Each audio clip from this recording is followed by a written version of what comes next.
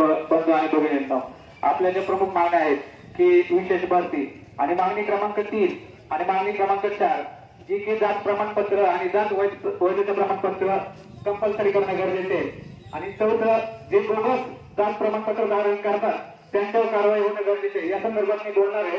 आता रिसेंटली औरंगाबाद खंडपीठाने एका याचिकेवरती सुनावणी देताना 5 लाख रुपयाचा दंड ठोठावला गेला आहे। त्याच्यामध्ये की एक बोगस होता, त्याने जात प्रमाणपत्र बोगस काढलं आणि मेडिकल साठी प्रवेश घेताना त्याने ते जोडून दिलं होतं। त्यावर संदर्भात संबंधित न्यायाधीशांनी असं सुचवलं की तुम्ही अशा प्रकारचे घुसखोरी करू शकत नाही आणि याला दंड म्हणून 5 लाख रुपये हा 1 महिन्याच्या आतमध्ये कोर्टात जमा करण्याचा आदेश दिलेला आहे। हॅलो हॅलो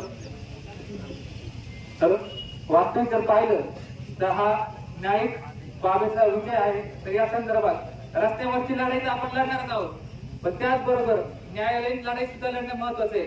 त्यामुळं ट्रायबल ऍडव्होकेट फोरम महाराष्ट्र राज्य ही या न्यायिक संदर्भात हायकोर्ट असू दे, सुप्रीम कोर्ट असू दे, या ठिकाणी बिनामोबदला लढण्यासाठी तयार आहे।